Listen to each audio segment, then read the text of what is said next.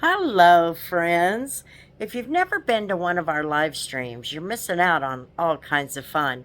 This is the kind of fun that we had tonight. So I brought it to life. We created, with the help of AI and the participation of everybody in the chat, a collaborative story. It's just a little short story, and we all had input. Everybody was assigned a task. So, here is our story. The Origin of Grilled Cheese, a South Broadway epic.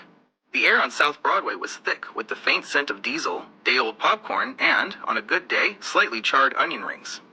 It was a beautiful afternoon in hashtag Wichita, hashtag Kansas, and our hero, Chris, stood before their destiny.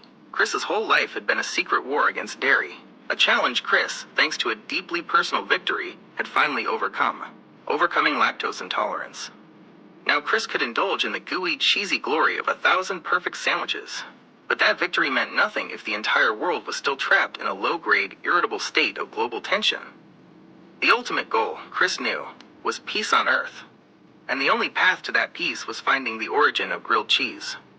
The adventure began with the simplest, most terrifying of actions. Going in the kitchen, Chris pushed through the swinging door of the humble South Broadway diner, only to find the usually bustling kitchen empty, save for a cloud of sweet-smelling smoke and a figure seated on an overturned milk crate. "What's the hurry, man?"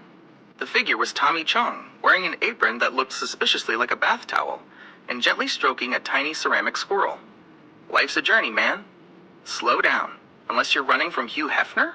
"I am, and I'm not," Chris muttered. "He's the villain, the one who corrupted the sacred sandwich. He wants to keep the true grilled cheese recipe locked up, so the world stays just slightly hangry and off balance. I need the origin, Tommy. It's the only way to achieve world peace." Tommy Chong nodded sagely. "Righteous, man. But first, you gotta deal with the defense system." Chris stared at the archway to the prep area. It was sealed not by steel nor laser grids, but by the tomato wall, a sticky, precarious barricade of overripe tomatoes, packed so tightly they were weeping juice. To touch it meant instant squish. 1,000 BLTs, Tommy? Chris stared, aghast. "We gotta deal with the defense system by turning it into 1,000 BLT sandwiches." Tommy Chong, having thoroughly buttered his sneakers with the precious Butter Pat's clue, simply smiled, gave a high, piercing toot on a silver whistle, and a supply truck full of bread and bacon slammed to a stop outside. Chris took a deep breath, and the frantic, messy work began. Chris was meticulous with the buttering of the new bread, while Tommy Chong did a bizarre, shuffling tomato dance against the wall. Every shuffle nudged a ripe tomato onto the bread, perfectly sliced by the Butter Pats, jammed into the laces of his shoes. Just as they finished sandwich number 1,000, the chilling voice of Hugh Hefner boomed. "You fools? You think you can destroy my delicious blockade?" Suddenly, a storm of soft, plush objects began raining down on them, throwing bunnies. "It's a distraction," Chris yelled, kicking the last of the tomato wall remnants aside. Where the wall once stood, a dizzying, swirling vortex of steam and hot air appeared, smelling of sulfur and aged cheddar. Chris grabbed Tommy Chong, and they leaped, tumbling out onto cold, damp stone. They were in a cave. The air was thick and smelled of moss and minerals. Water trickled down unseen walls, and a loud clink and smash echoed. The cave's strange phenomenon was a steady, random shower of falling sauce bottles. Chris and Tommy Chong dodged the condiments, following a faint, shimmering trail of crusts, the bread crust trail. The trail led them deeper, until they were confronted by the two henchmen, Austin Powers and Justin Bieber. "Groovy, baby. You're going nowhere, you unshagadelic food fiends," Austin Powers shouted. "Dude, I just got these sneakers cleaned," Justin Bieber whined, trying to sweep up a shattered bottle of mustard. Chris knew the only way out was to exploit the revelation. "Tommy, they're afraid of Jell-O." Chris placed the guitar neck over a shattered ketchup bottle to hold it upright, then used the butter-slicked hands to flick globs of melted cheese goo, collected from the trail, onto the henchmen. As they panicked, Chris began the escape tactic, playing the guitar. Chris shredded a soulful, buttery chord progression that sang of comfort. The goo began to vibrate, creating wobbly, cheese-colored waves that looked exactly like Jell-O! Austin Powers shrieked. "It's the jiggle, baby! I can't handle the jiggle!" He vanished in a cloud of pink smoke. Justin Bieber bolted down a tunnel, leaving only a cloud of expensive cologne. The path was clear.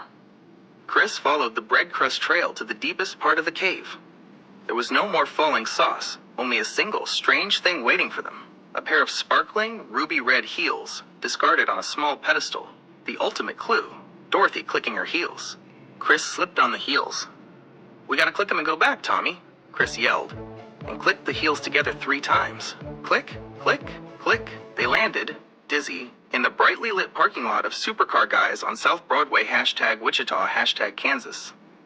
A perfectly preserved, vintage Ford Model T sat under a spotlight. Carved into the dashboard was the short message. Chris read the final truth aloud. The origin of grilled cheese is the Alamo. Chris and Tommy Chong stared at each other. Chris realized the true meaning. The origin of grilled cheese wasn't a physical place or a date. The Alamo was a symbol of remembering and fighting for what is simple and cherished. The true origin was the fact that someone, somewhere, had to fight to remember the joy of a simple comfort meal. The limo of Hugh Hefner screeched to a halt nearby. "You fools! You figured it out! The secret of simplicity!" Hefner raged. Chris held up the ruby heels. "We found the truth, Hugh. And the truth is delicious. We don't need your complex, confusing flavors. We just need to remember what's simple." Hefner let out a theatrical groan. "Fine. You win. Take your ridiculous global peace. But I'm keeping the bunnies." He sped off. Chris looked at the familiar streets of #Wichita #Kansas. "So what now, man?" Tommy Chong asked. "Now, Tommy," Chris said, smiling, "we go get the best, simplest, most memorable grilled cheese sandwich we can find. The quest for peace on Earth is over. It's time for lunch."